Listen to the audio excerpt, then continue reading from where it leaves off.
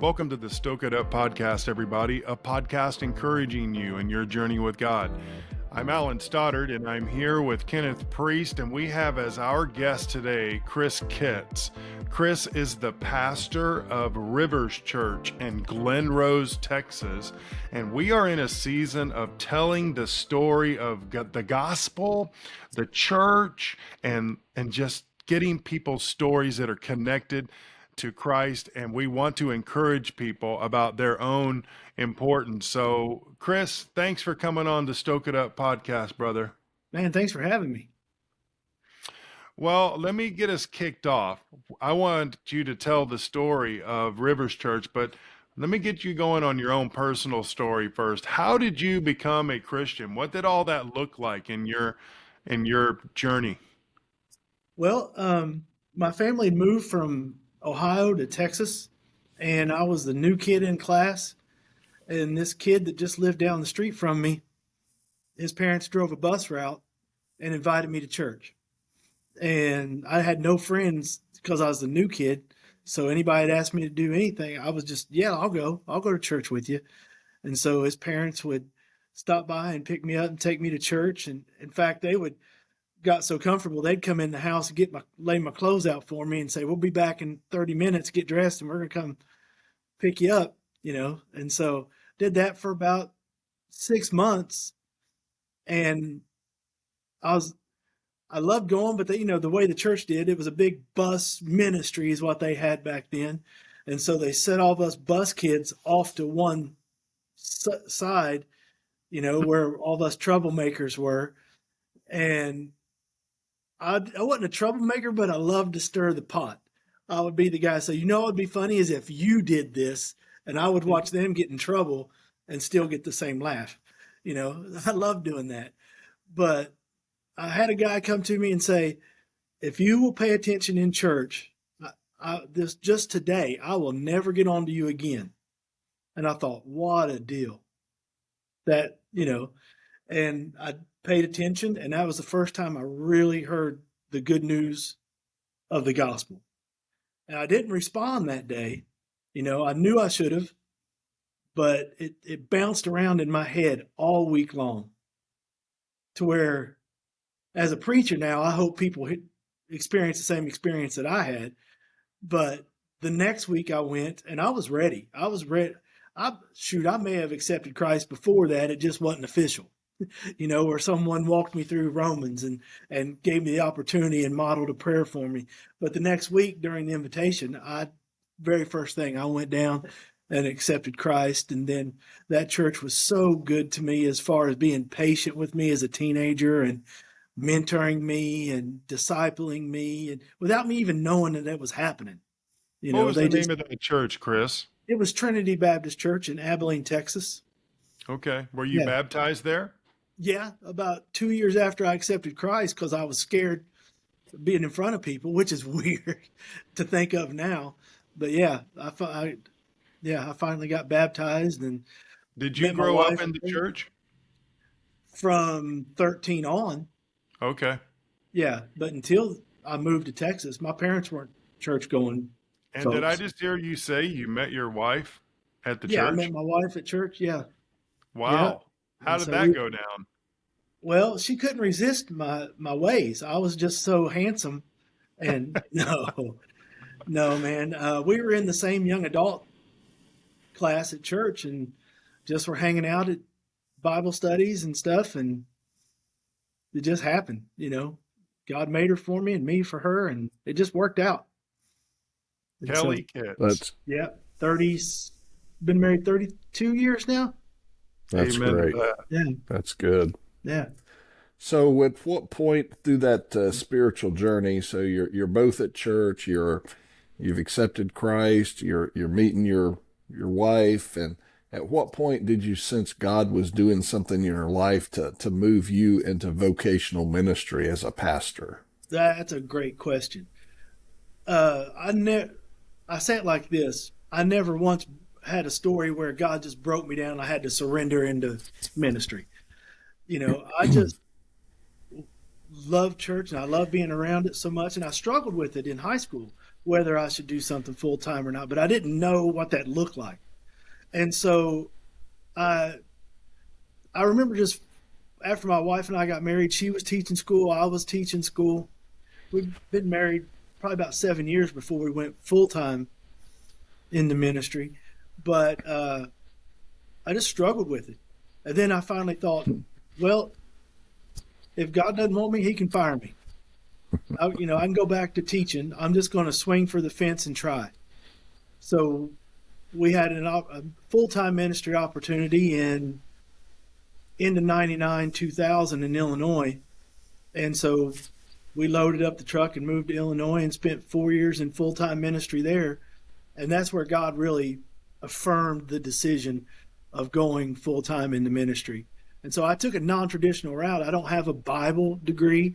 I have a teaching and history degree, but I learned how to minister there at that time in those 4 years. You were teaching in Abilene? Yeah. When y'all, okay. Yeah, so That's was great. my wife. So it was awesome, man. We had summers off together. It was a sweet deal. Yeah. But it was in the back of my mind.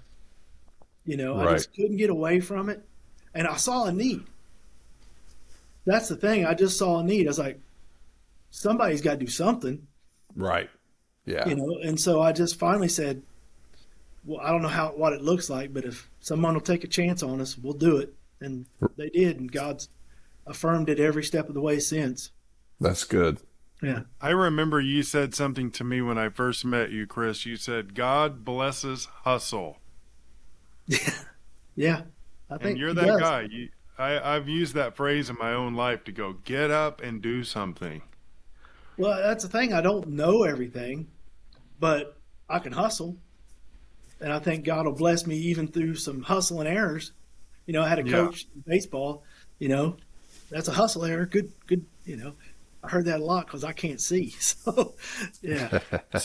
So tell us about your connection to Lonnie Lerman, the pastor at Granbury Baptist Church, and the Baptist Bible Fellowship. Well, the church I went to in Abilene was a Baptist Bible Fellowship church, and Lonnie grew up 30 miles from me in Sweetwater, Texas. So we knew of each other in high school. Like my church would do stuff with his church. He's a few years older than me, so he went off to Bible college first. And I went 1 year to Bible college and then came back and went to a different school. But he was hired as Trinity's youth pastor. So we knew each other at Bible college. But then when he graduated, he came to the church that I was going to as a kid, as a young man. And then from there we started, we were already friends, so we started volunteering, working in the youth ministry there. And then from there, we've always been fairly close. When he moved, I was in the youth, so I took over the youth there. I was part-time, I was still working another job, but then he moved and we did that for, 18 months or something before the place in Illinois opened up, and that came through a relationship with Lonnie as well. He was there doing music and worship there, and young adults, young marrieds there in Illinois. They were looking for a youth pastor. He said, my friend Chris would be perfect for this. And so that's when we loaded up lock, stock, and barrel and moved to Illinois. And, we worked there for 2 years together. And then that's when he surrendered to pastor. He's like, man, I've got to do more than what I'm doing right now. It was pretty neat to be on that side of it. And that was when the internet started taking off. And so we were looking at ministry ads online, and we saw one for a little church in Granbury, and he came down and looked at it, and on paper it didn't make sense for them to take him as pastor because they were looking for an older man to just be a good teacher. But once he came, God worked that all out, and he came to pastor, and the church was running about 30 people then, and barely could take him on full time. And then I stayed in Illinois while he was here for another 2 years. And then the church here started growing. And, he and I were talking on the phone quite a bit. And I don't know, God's just working it out. I couldn't complain about the church that I was at. They were great to me. The youth department was doing great. but I just felt something stirring inside of me that we needed to, you know, go help down in Granbury. So we went back to teaching. So we moved to Granbury the summer of '04. And I went back bivocational at that time and did that for 2 or 3 years. And then went full time at Granbury. I had so many titles, it didn't really matter, because it was just, I was youth pastor, family pastor, executive pastor, but it was basically doing the same job, just whatever needed. And then from there, the church started growing, and we kept talking about planting a church, but we just talked about it. We never really were serious about it till there was a contingency of people. We were out of space here at Granbury, and just practically we had 25, 30 people driving 15 miles from Glenrose to come to church in Granbury. Yeah. So out of necessity, we thought, well, let's start a service in Glenrose so we can free up some space in Granbury. Yeah. And we didn't really think it through. It's not like we had a church plant model, or we just rented a building and started having church, and I didn't even know everybody's name. If I had it to do again, I would not have done it that way. But again, God bless us hustle, and ignorance, so yeah. And so in '09 is when, from '04 to '09, the church in Granbury was just growing fast. I mean, we built the same wall and tore down the same wall multiple times trying to reconfigure building space and all that. And so we finally just decided, we were in a staff meeting talking about it. And this is how I ended up being the lead pastor in Glenrose. I said, are we just going to talk about it, or are we going to do it? And I guess that raised my hand to volunteer, like, all right, it's up to you. And the original plan was for us to go down, start the church, and then let them call their own pastor and me come back and do what I was doing.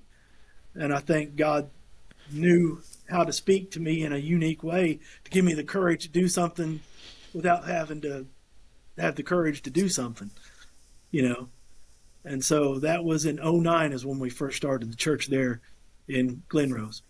All right. So your church has been going now for 16 years. Yep.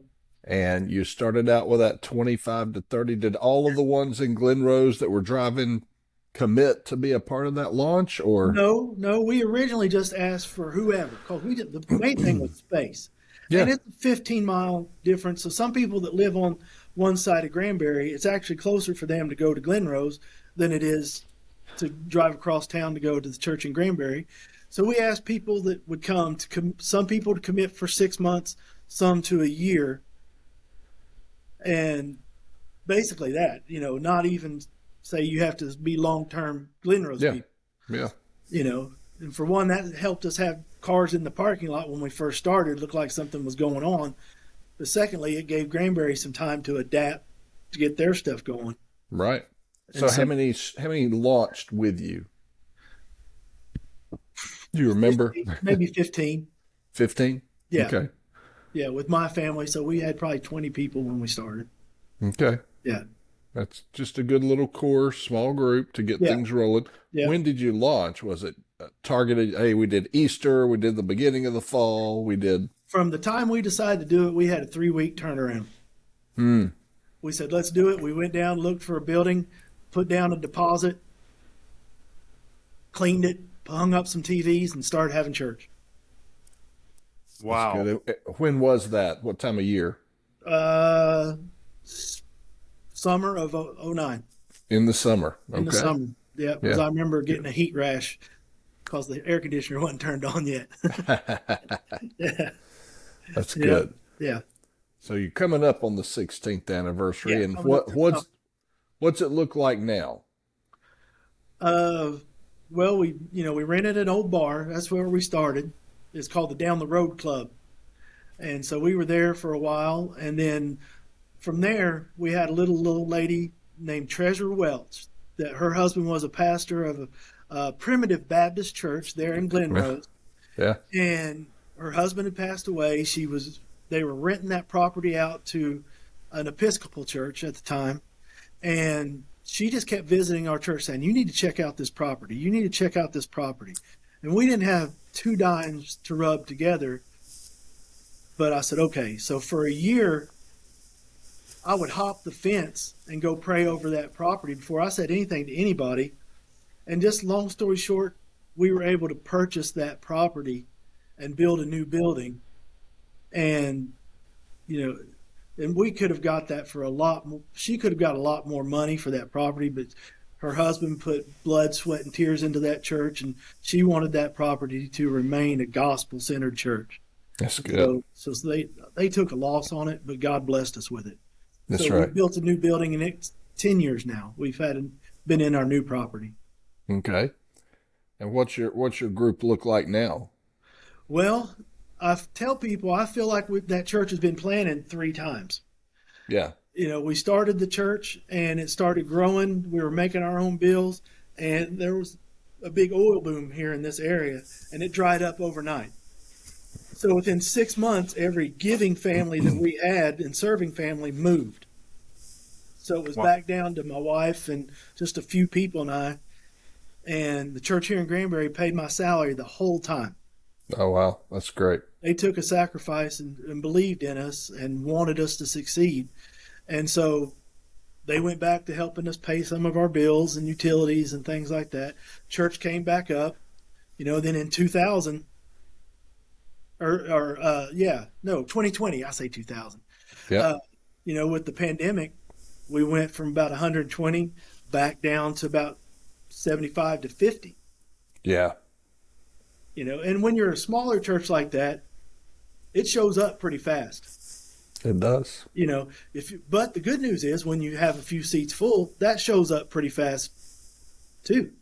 Yeah. Right. So you have a few families come that are guests, you look like you're just packed. And so, but now we're back up. We're running about 100, 125 again. Yep. Yeah. And what's your blend look like? You got young families, you have young children, students, youth. Well, what are you reaching? Everything I've read, and I'm starting to see it to become true. You, as the lead pastor, you attract people 10 years ahead of your age and 10 years below. And I see it. I'm 54. And so we have up to 70 and then I think down into the mid 30s, but we don't have as many young families as we used to because I'm not around those people like I was. My season of life has changed. And so when I had kids at home, I was around other parents. Now it's just different. So we've made the commitment.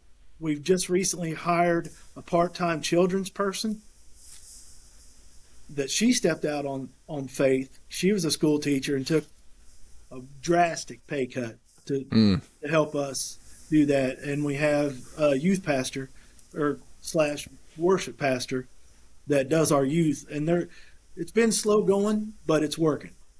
That's good. Yeah, we had, I think, 35 kids this last Sunday, which is great for us.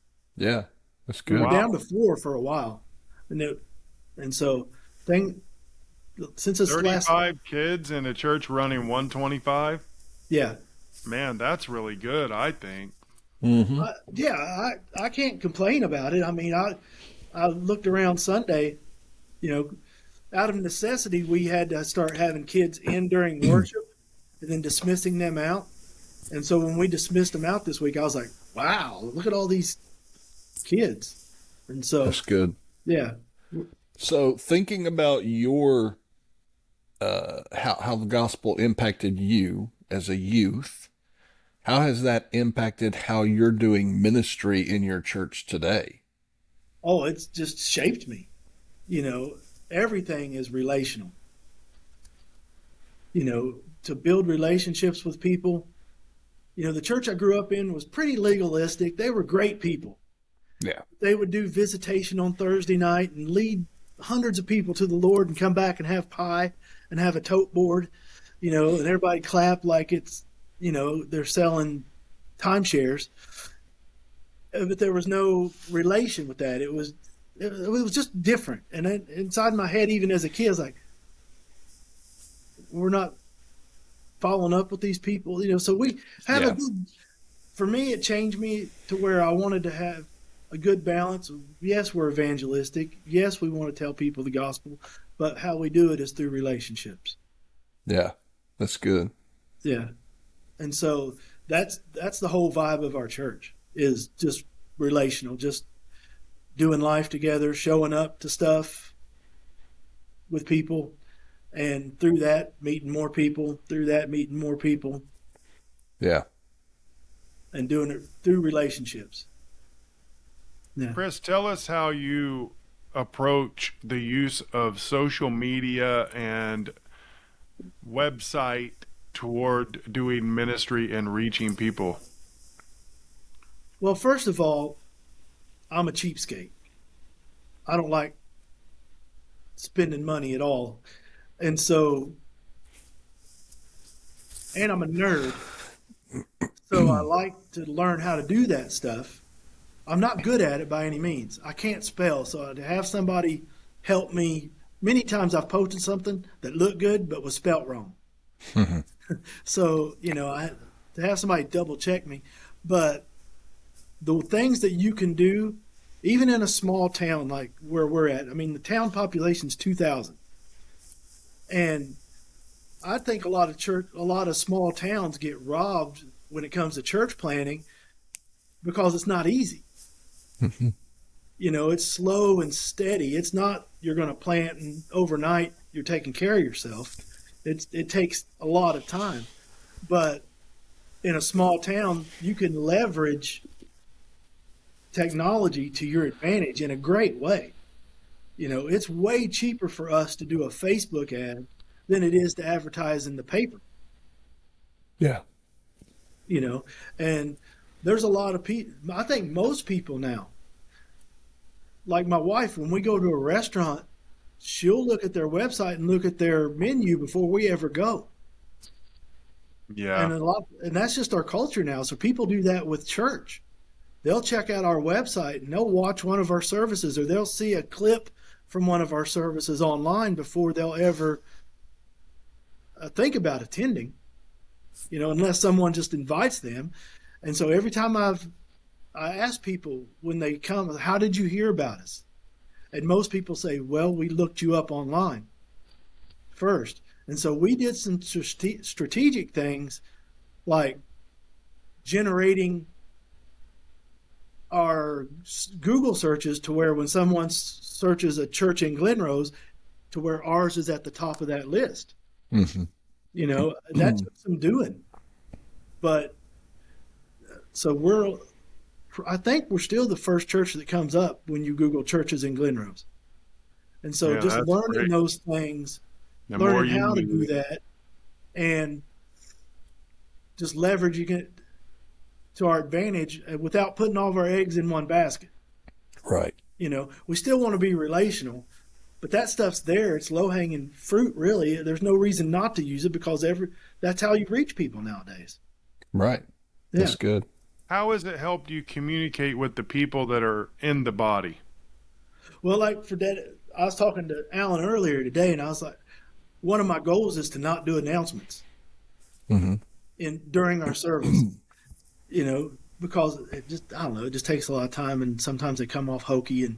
But when we drive people to social media and our website, all that information's there multiple ways, you see it physically with an announcement like video wise, you see it digitally, you can go back and see it when you forget, and so we pound the same drum over and over again through social media, through our website, and try to make it as easy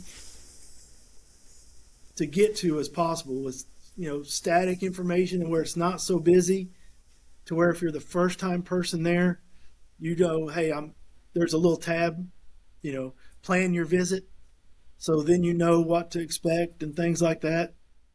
Yeah, that's good. Yeah. but I've noticed we're you not doing it use it. great. What? I look at your social media use and I go, man, you're doing what larger churches are doing. And I think that is a great way to give great purpose, big purpose to smaller churches. I hate to even use the word smaller.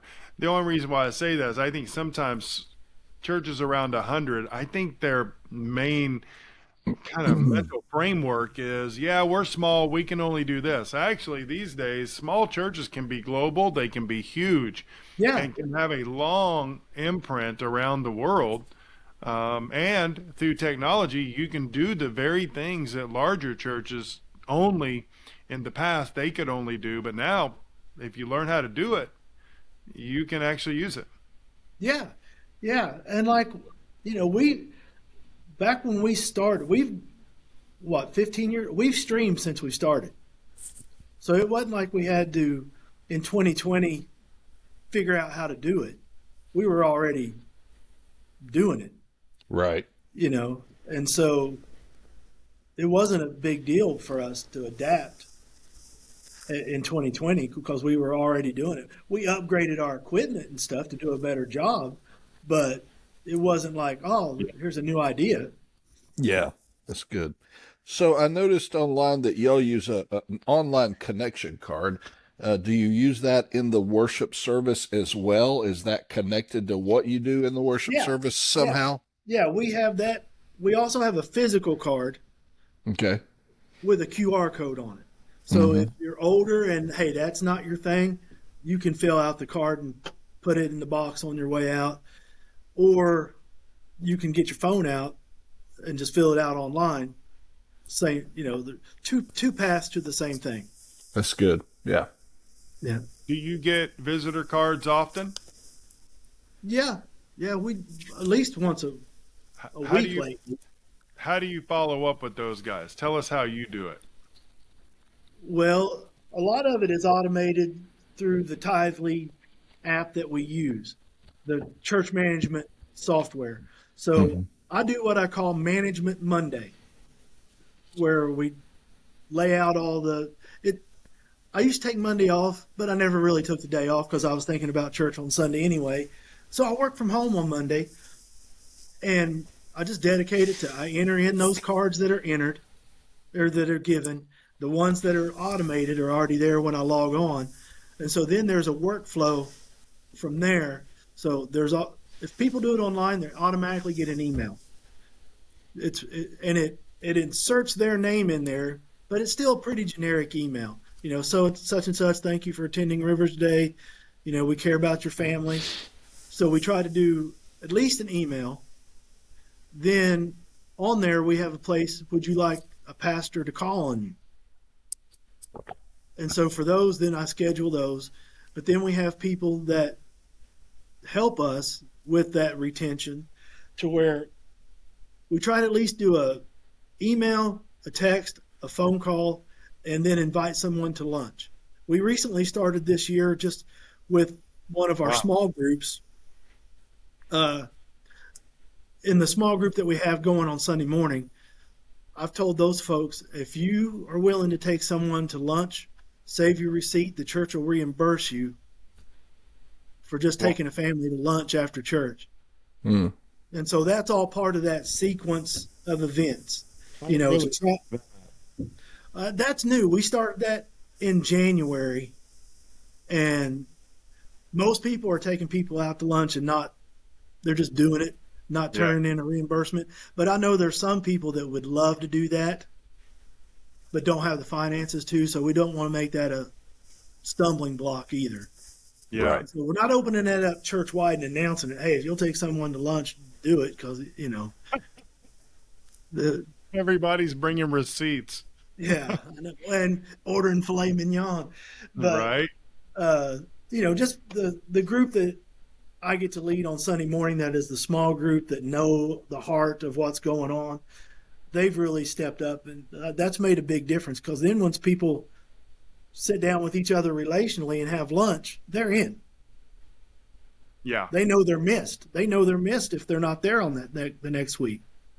They have somebody to look forward to sit with. Let's transition to that because I know that is a topic near and dear to all three of us.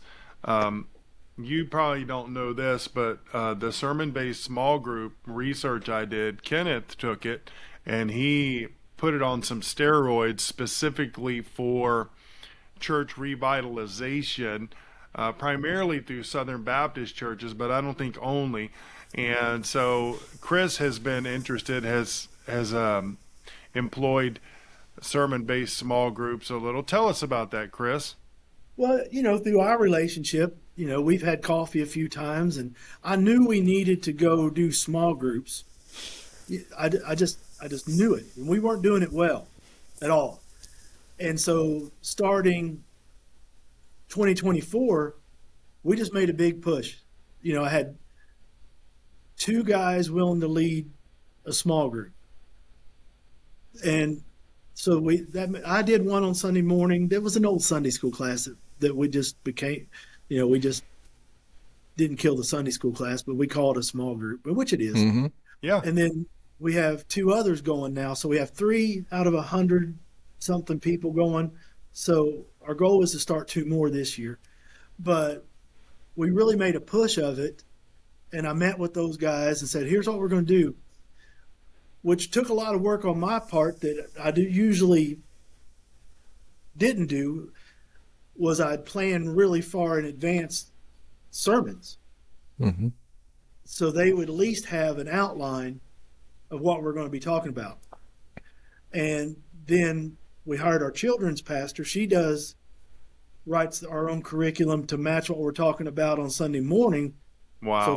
So families can talk about the same thing at church, all week long. And so with those guys, we just said, hey, here's what we're going to be talking about, but let the Holy Spirit lead in that. It's not curriculum. It's not, anything other than let's just talk about what we learned Sunday morning and how can we apply it? What questions do you have about it? And it's that simple. It's not that hard. And from there, people bought in. It wasn't hard. It was an easy win. There wasn't a lot of homework involved, but people started doing life together, and then they started applying what they were learning. Then we had a reading plan that went along with what we were teaching, and it just kind of got everybody rowing in the same direction. That's good. And again, we're not killing it by any means. We can always improve on that, but I've seen within a year the direct result of making the decision just to go sermon-based small groups. Wow, that's exciting. That warms my heart. Yeah, that's good. Well, I appreciate the investment in me, man. Because I knew we needed to do it, but I didn't know how, and I was making it a lot harder than it had to be. Yeah.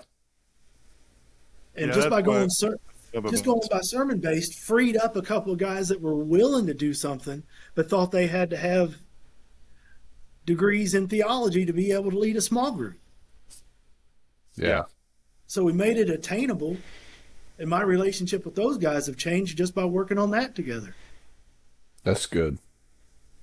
Chris, what do you think is the future? What's on the future heart and mind of Chris Kitts for Rivers Church and for Glen Rose, Texas?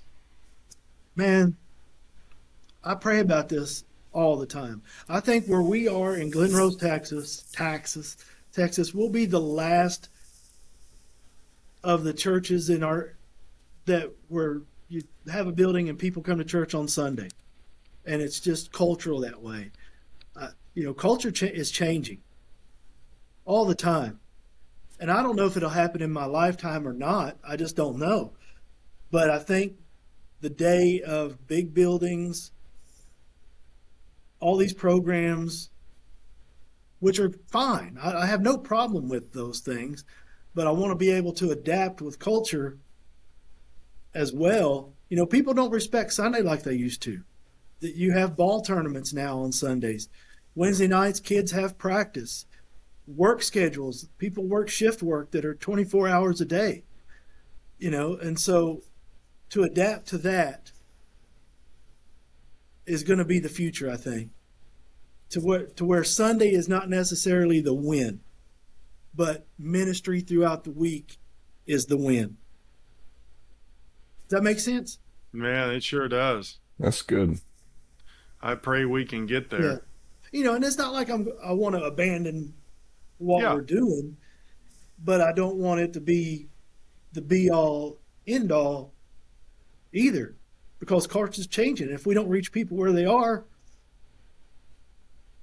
why do what we do? Yeah. Yeah.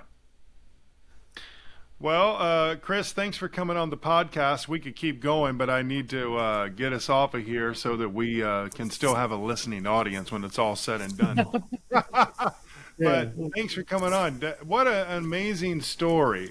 Just to hear that story, I pray that everybody will really tap in and go, I want to be a part of something like that. And you can. If you live in the Glen Rose area, of course, go by Rivers Church. Join the movement. This is a movement about God. It's a movement about the gospel of Jesus Christ, that Christ died for our sins. He was buried and he rose again on the third day. And when you cross that line of faith and jump in, you get involved in something called the Great Commission. And that's what we're talking about. God takes individual stories and he wraps them around this Great Commission to go and make disciples of all nations. We join him in preaching the good news of Christ, and he uses your life in a very simple way. And so we want to encourage people to get into local churches, get busy, and be a part of something. It may seem small, but it's not small. It's big when God is involved, because he is big and his mission is big. So we encourage you to jump in. Chris, thanks for being with us. Hey, thanks, Kenneth, man. I appreciate you guys. I'll see you, Kenneth, next Absolutely. week, okay? All right. Alan, I'll see Looking you forward in a to little it. bit. All right, Okay. man. God bless We'll see you everybody. guys. We'll see you next week on the Stoke It Up podcast. Oh.